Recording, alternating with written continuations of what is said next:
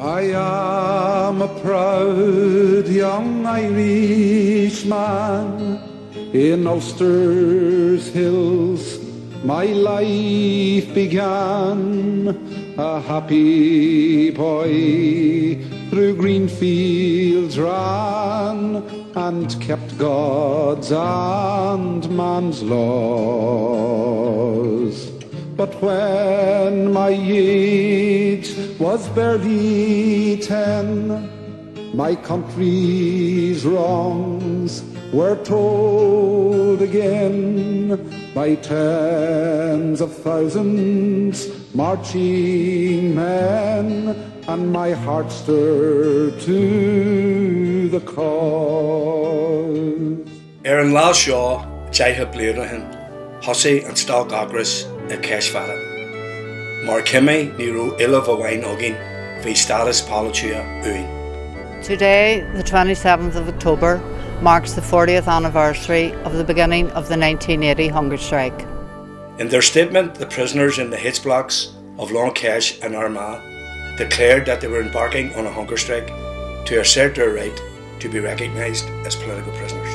We are political prisoners, unbowed and unbroken. The hunger strike was the culmination of 4 years of protest, both inside and outside. Thousands of people took to the streets. They did so without fear, often facing harassment and attacks by the RUC.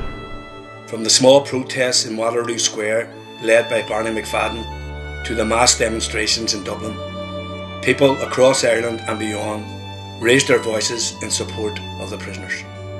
Many of those to the fore of the H Block Armagh national movement were targeted and executed by loyalist paramilitaries, including in 1980 Miriam Daly, John Turnley and Ronnie Bunting. Bernadette Devlin McAlliskey was also shot and seriously wounded in January 1981. Despite the best efforts of many people campaigning on behalf of the prisoners, the British government refused to reinstate political status. Republican prisoners had been granted political status in May 1972. This was achieved through a hunger strike by the prisoners in Crumlin Road Jail. Those interned in Longcash and Armagh had political status. In 1976, the British government embarked on a strategy designed to suppress and defeat Republican resistance. Central to that strategy was the criminalisation of Republican prisoners. So, on March the 1st, the British government took a decision to end political status. The prisoners were viewed as the soft underbelly of Republican resistance. If the Republican prisoners could be forced into accepting criminal status, then the wider struggle would be severely undermined. Jilty na Kimi Palatura a Crumu. Republican prisoners refused to yield.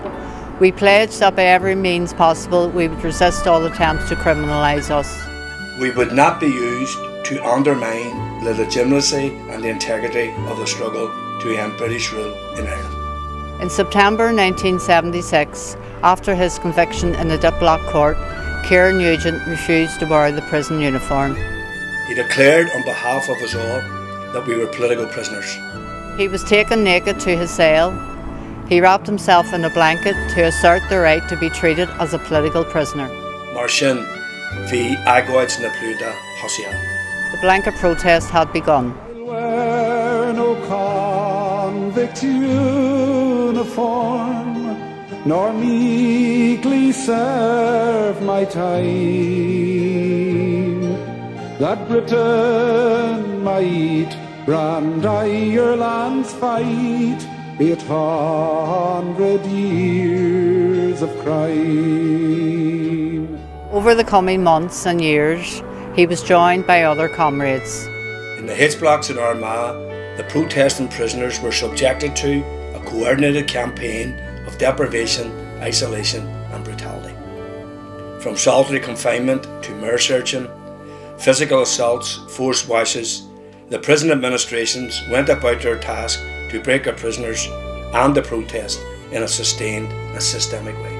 Nelson Mandela once said of his imprisonment and its oppressive regime that it was designed to break one's spirit and destroy one's resolve. That was at the core of the H Block and Armagh regimes and at the behest of the British government. All this to a backdrop of a wall of silence, little or no interest from the media. The Relatives Action Committee, made up of mothers, sisters, wives, friends of the protesters, was the first and inspirational collective effort to highlight the abuses and denial of rights. Their task was to break the wall of silence, to stop the brutality and highlight that the prisoners, their relatives, should be treated as political prisoners. This was women taking the lead and showing how active leadership works and can make a difference. In Derry, 3 women, Mary Nellis, Catherine McCann and Teresa Deary, stood outside St Eugene's Cathedral, dressed only in blankets, simply asking the question, "Do you care?" It became one of the great symbols of people standing up and calling out for justice. Cardinal Tomás Ó Fiach said it was actions such as this informed him in his journey, in his quest for truth. He visited the H blocks in July 1978. He likened the conditions to that of the sewers of Calcutta. He observed that the men he spoke to did not strike him as criminals. The wall of silence came tumbling down. Despite his efforts and the great work of the national H-Block Armagh movement, the Thatcher government refused to yield. The British government declared that they had no political prisoners. In August 1980, after a series of meetings and dialogue, Cardinal Ó Fiach reached the conclusion that Thatcher accepted no other viewpoint but her own. The British government refused to accept the reality that the conflict in Ireland was fundamentally political, and that the prisoners in Longcash and Armagh were prisoners of that conflict. For the prisoners now was the time for decisive action. All else had been tried, but to no avail. The blanket protest had lasted for over 4 years, the No Wash protest from 1978. In both prisons, the prisoners had withstood years of isolation and brutality. We were supportive of the many people and the many attempts made to find a resolution. We had shown patience and resolve. We had listened and engaged with our political leaders on the outside to find other ways to seek resolution. Our 5 demands were basic. We did not seek victory, only resolution. We now contended that there was no other way forward. Now was the time for Hungerstrike. That morning, the 27th of October at 8:30 a.m, as breakfast was being put into their cells, Bretton Hughes, Tom McFeely, Sean McKenna, Leo Green, Tommy McCurney, John Nixon and Raymond McCartney refused to take it. Each of them declared that they were on hunger strike to secure their right to be treated as political prisoners. VMR Erstag Agris. The 1980 hunger strike had begun.